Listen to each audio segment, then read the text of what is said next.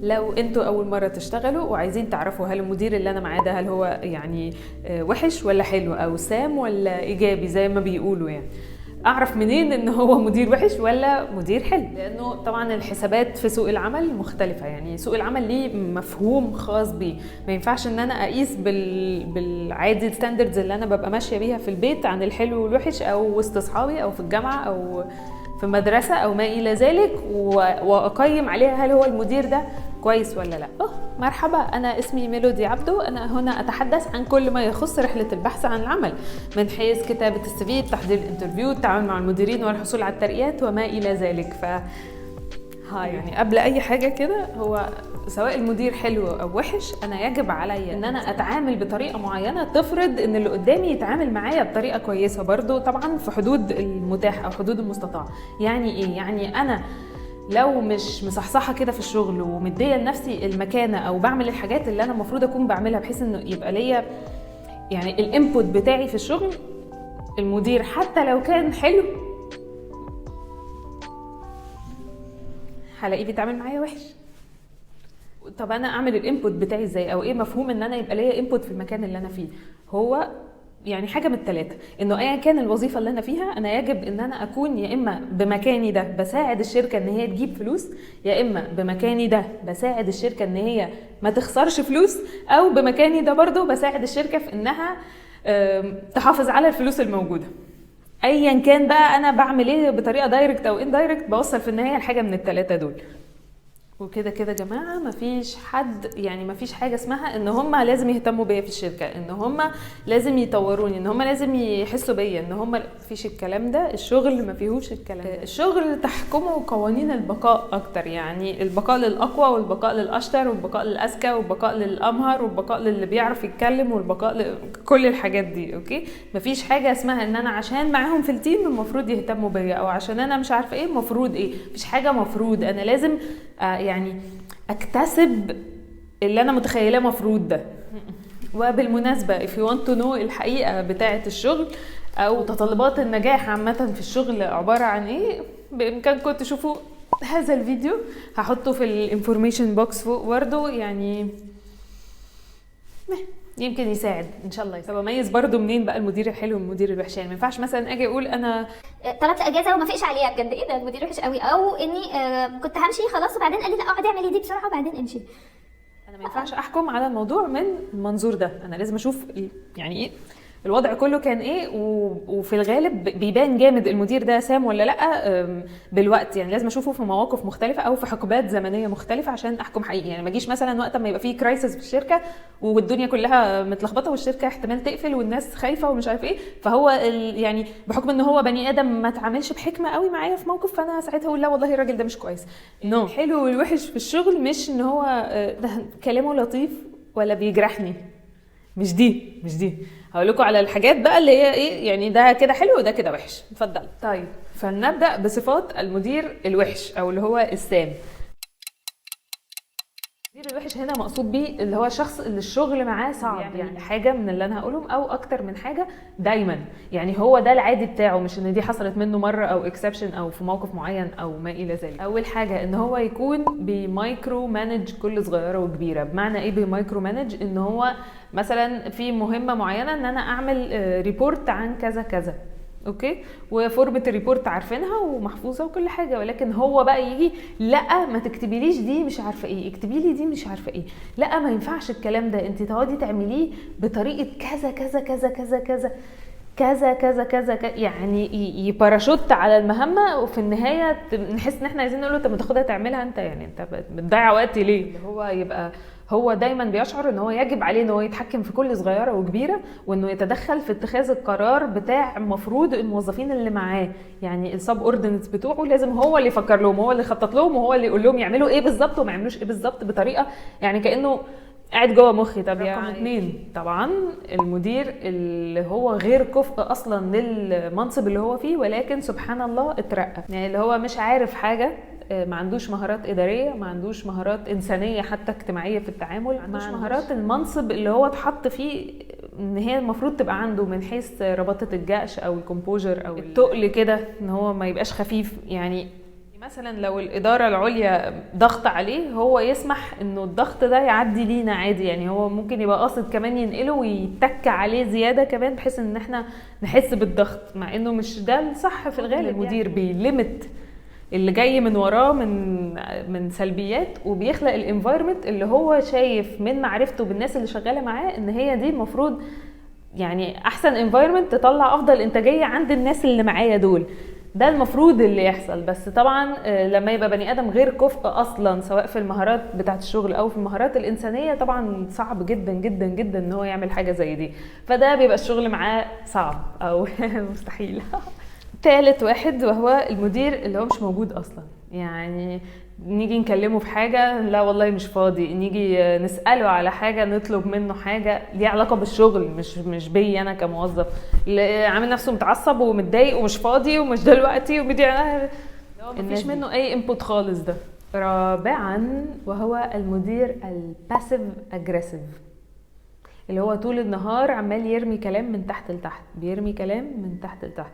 المفروض البني ادم المحترم لما يجي يعاتب حد او يتكلم مع حد في غلطة او حاجة بيكلمه دايركت، لكن ده طول ما هو قاعد عمال ايه، ويبقى واقف مثلا هو حد تاني يقوم رامي كلمة عليا انا. يعني اكيد شفتوا الكلام ده في حتت كتير، بس في الشغل بقى بتبقى يعني اسوأ بكتير، لانه المفروض الفورماليتيز بتاعت الشغل يعني سياسات الشغل ما فيهاش بقى ان انا مثلا ارد عليه في ساعتها، ان انا اقول يعني بيبقى فيه حسابات اخرى فبتخلي الموضوع ارخم. خامس واحد وهو البني ادم اللي كل شويه غير رايه، اللي كل ما نيجي نبتدي في شغل نعمله يقول لا والله احنا هنعمل، يحس ان هو عايز يطلع من جنابه. سادسا وهو البني ادم اللي ياخد مجهودي انا وينسبه لنفسه قدام الناس التانية. سابعا البني ادم اللي مش مخليني، اللي مش مديني فرصة ان انا اظهر قدام الادارات، او سواء الادارة العليا او المديرين اللي اعلى منه او بقية الادارات، ان هو كابس علينا كده ومخبينا عشان يبقى هو بس اللي شاطر وهو بس اللي بيعمل وهو بس الحاجات. ثامنا وهو المدير اللي مش فارق معاه الويل بينج بتاعي. بمعنى ايه ويل بينج؟ يعني مثلا انا قدامه تعبانه وبرجع مثلا وما الدنيا يعني متبهدله خالص، ولكن هو بالنسبه له الشغل لازم يخلص، كل حاجه لازم تتعمل.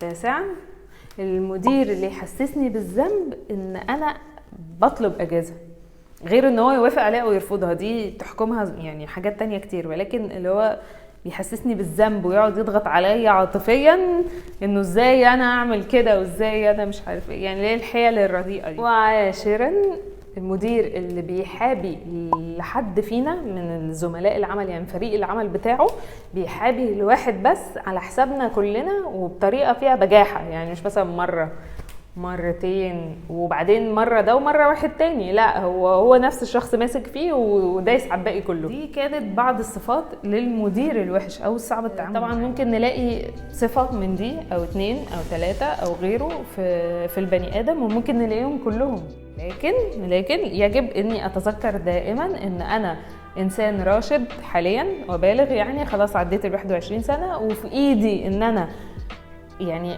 اتخذ القرار واخطط ليه واسعى في تنفيذه، بتاع ان انا اكمل في هذه البيئه السامه بالنسبه لي ولا احاول اتحرك، والخطوه اللي جايه تبقى شكلها ايه وامتى وما الى ذلك. ماشي، نيجي بقى لحبايبنا الناس المحترمه، المديرين اللطيفه اللذيذ، الشغل معاها لذيذ وايجابي وبناء وكل حاجه حلوه. ما هي صفات المديرين الممتازين او المدير الداعم؟ لانه زي ما قلت قبل كده المدير الكويس مش اللي هو مثلا مش بيتنرفز، مش اللي هو مش بيقول كلام تقيل في اوقات، مش اللي هو بيوافق على اجازاتي دايما وعلى طول وكده، نو مش ده. يعني مفهوم السوء عن ان البني ادم يبقى طيب او كويس او محترم مش ده، دي حاجات تانية هسرد بعضهم دلوقتي، وان شاء الله يكون حظكم ونصيبكم انكم تشتغلوا مع الناس دي، لان الناس دي فعلا بتفرق جامد، يعني بتطور الوضع مع الحياة مع لا ان شاء الله. المدير الشغل معاه مفهوم، او احنا في الشغل معاه بنشعر بالانفولفمنت، يعني هو مش بس ان انا مطلوب مني حاجه اعملها، لا ده هو بياخد الوقت ومجهود من عنده بحيث ان هو يقعد ويفهمني ان الحاجه، او يفهمنا كلنا ان الحاجه اللي انا بعملها دي هكون بساهم في تحقيق اوبجكتيف اكبر للشركه، الا وهو ان احنا عايزين نعمل كذا وكذا، وده هيفيد المجتمع مثلا ولا هيفيد السيكتور اللي احنا شغالين فيه بالاندستري اللي احنا فيها بالطريقه الفلانيه. بس في النهايه انا هحققه. يعني في حاجات حلوه تتعمل، مش ان هو مطلوب مني بس ان انا اعمل اللي المفروض اعمله وخلاص. تاني حاجه من الحاجات اللي بتميز المدير الداعم او الممتاز ان هو عامه دايما بيحرص على ان هو يديني فيدباك عن العمل بتاعي، حتى لو الفيدباك ده يعني هارش او غليظ شويه في ذلك، ولكن هو بيحرص دائما ان هو يديني الفيدباك بحيث ان انا اطور من نفسي في تايم فريم انا عارفاه، او تايم فريم انا احقق الاهداف اللي انا عايزاها، وهو اصلا طبعا يكون عارف انا عايزه ايه من الاول. يعني ده ثالث صفه طبعا هي عكس البني ادم الوحش اللي هو بيخبي عليا وما يخلينيش اظهر، ده على العكس بيحاول لما يبقى فيه فرصه متاحه كويسه من معرفته بالاداره ومعرفته بيا يحاول ان انا ايه، يعني لو عملت حاجة كويسة يظهرها بقى، ايميلات بقى، اجتماعات، ايفنتات، يتصرف هو بطريقته ويعرض، يعني يقول لهم يا جماعة بصوا احنا عندنا هنا حد شاطر في كذا كذا نقدر نستفيد منه في المستقبل مثلا في حاجات تانية. يساعدني على الظهور. رقم 4 الانسان اللي لما يكون الوضع سامح او لما اكون انا موظفة كويسة وعاملة اللي عليا فعلا، يساعدني ان انا either انه يشجعني ان انا اخد اجازه مثلا، او انه انا لو خدت اجازه ما يقعدش يقول لي لا مفيش اجازه. بالاضافه طبعا ان هو بيبقى بني ادم اصلا كويس، يعني التعامل معاه ايجابي، الكلام معاه كويس، لسانه مش غلس، لما احتاج حاجه بيبقى عنده المعلومه بتاعتها او عنده النو هاو بتاعها، او يعرف يدلني على حاجه اعرف اعمل يعني اوصل بيها للي انا عايزاه كمعلومه او كتكنيك او حاجه في الشغل.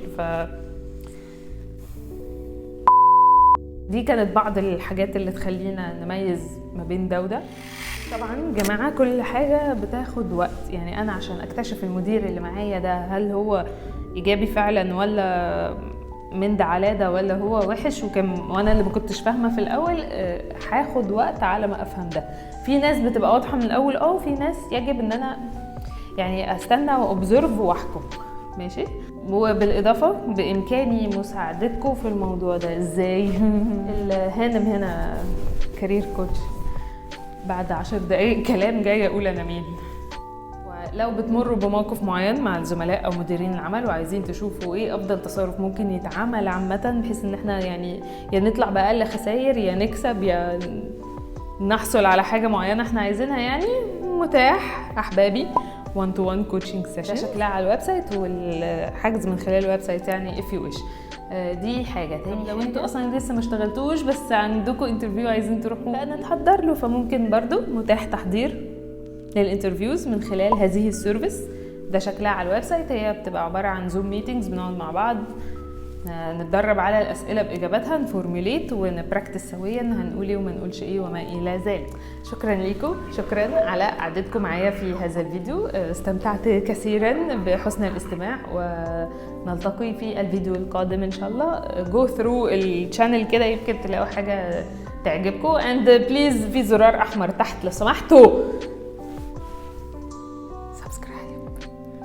ولو ما زهقتوش لسه يو كان فولو على الانستجرام والتيك توك، هناك موجوده بطريقه ارخم يعني كل يوم بقى، فانتوا ايه يعني. ولو عندكم سؤال معين عايزيني احكي فيه او اقول فيه حاجه، لانه زي ما انتوا شايفين انا قاعده مش لاقي حاجه اعملها، ف يعني اكتبوا لي في كومنتس ولا ابعتوا مسج على اي حاجه، ولا يعني اي اوصلوا لي باي طريقه وقولوا لي الموضوع ايه وانا اعمل فيديوز فاضيه. نلتقي على خير فيديو قادم ان شاء الله، ومع السلامه. انا اسمي ميلودي، ده اسمي الحقيقي، ف يعني ما تنسوش بقى.